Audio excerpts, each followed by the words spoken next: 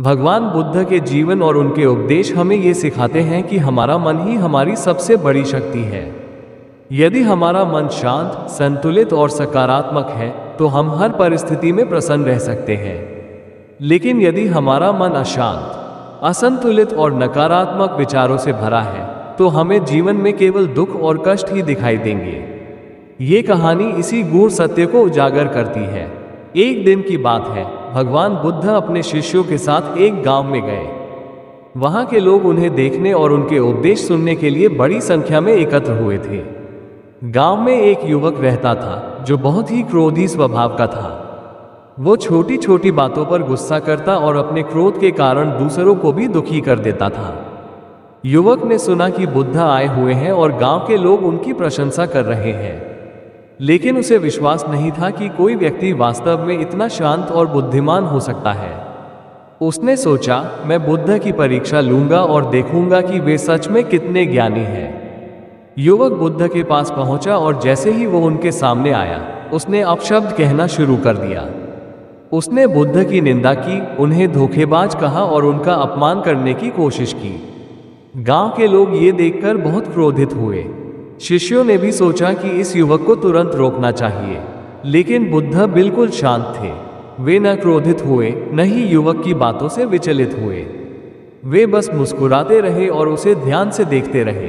कुछ देर तक युवक अपनी निंदा जारी रखता रहा, लेकिन जब उसने देखा कि बुद्ध को इससे कोई फर्क नहीं पड़ रहा तो वो चौंक गया।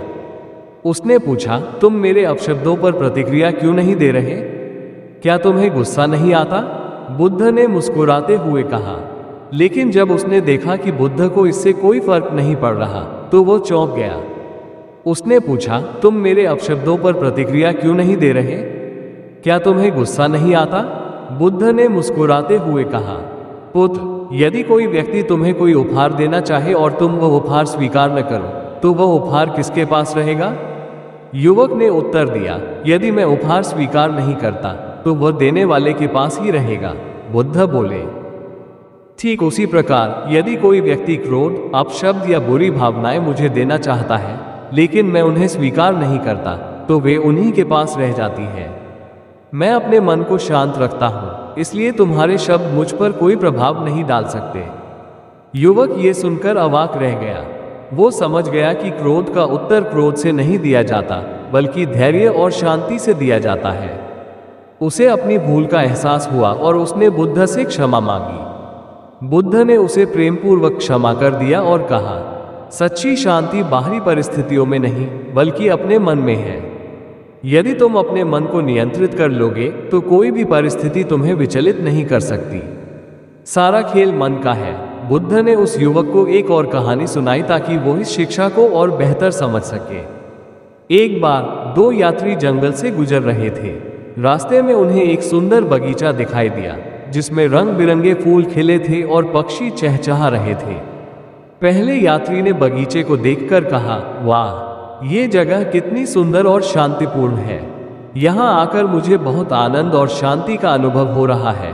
दूसरे यात्री ने बगीचे को देखकर कहा, यहाँ तो बहुत सारे कीड़े होंगे और यह जगह सांपों से भरी होगी। मुझे यहाँ असहज महसूस हो रहा है।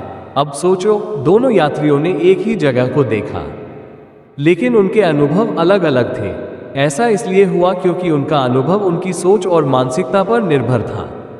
बुद्ध ने युवक से कहा, ठीक इसी तरह हमारा जीवन भी वैसा ही बनता है जैसा हम सोचते हैं।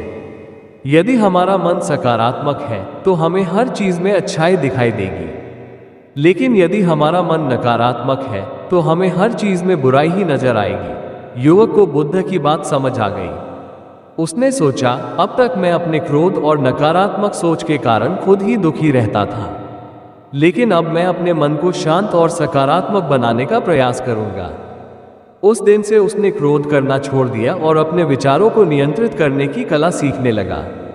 धीरे धीरे वो पहले से अधिक शांत, प्रसन्न और संतुलित व्यक्ति बन गया। भगवान बुद्ध की यह कहानी हमें ये सिखाती है कि हमारा मन ही हमारे सुख दुख का असली कारण है।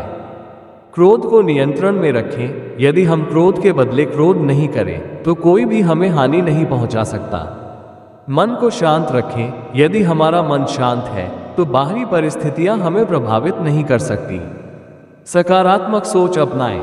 हमारी वास्तविकता हमारे विचारों पर निर्भर करती है। यदि हम अच्छा सोचेंगे तो हमें जीवन में अच्छा अनुभव होगा।